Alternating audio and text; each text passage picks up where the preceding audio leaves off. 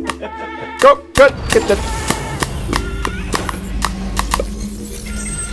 Right, okay, we're good to go. Okay, so welcome to episode 4 of The Business Hustle. I'm Chris. I'm Henry. And today we want to talk about overcomplicating your message. We come across this time and time again with all the different companies we work with. What's the most frustrating thing a company has, Henry? Too many messages. They say if you're putting out 2 messages in your campaign, you are putting out 1 message too many. And so often over the years, we found it, don't get me wrong, we do a lot of different things here. People would say often, Henry, love your stuff, but what do you do? And that for us is a catalyst for change and how to actually streamline your message. And you're going to inform us on how we do that? Yeah, so most businesses that we work with, they don't have just one service. They have maybe 10 different services, and they've usually got one service that they've put a whole lot of investment into, and it's probably not selling the way they want it to, or it's not getting the amount of traffic that they want it to. And where we come in is we usually look at maybe just some of the different services that they have, and rather than blanket everyone with all the messages in every single facet of the business, we focus on where they want to actually grow their business.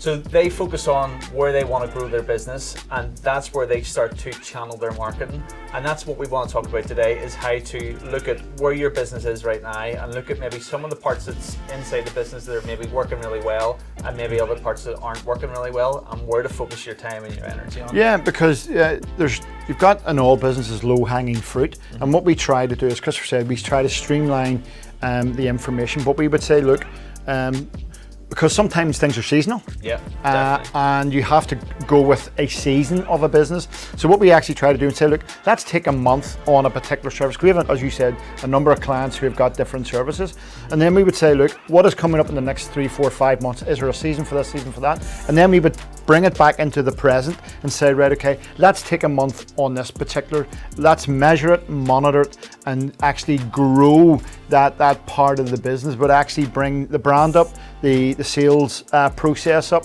to the point where it's more visible. Obviously, it's going to get more traction, which usually leads to more sales. So for me, whenever you're a business owner and you're looking at your business right now, there's probably four areas of the business that you really want to see growth in. And it's probably really frustrating you that they're not growing the way you want them to.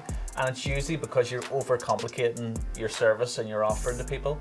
And where I want to kind of encourage you as a business right now today is to look at fix one part of the business this month, and then maybe look for down the line to start rolling out some of the other services or some of the other messaging to the rest of the business. So for me, if you're looking at your business today and you're thinking, right, this part of the business isn't doing what I want it to do, get fresh eyes on it, fresh people on it, engage your marketing company onto it, or engage whoever's in-house that's helping you roll out your communications, and have them look systematically at each area of the business rather than every single area of the business at once, and keep it simple and stupid. And put a time limit on it. If you're like any normal business owner, the tendency is, oh, I need it. No, you're working on this side of it here. No, leave it alone. Smack yourself in the hand. Leave it alone. And one of the biggest things you hear on LinkedIn, I just connected with this person and they try to sell me. Connect with them. Yeah, it's the worst of the worst.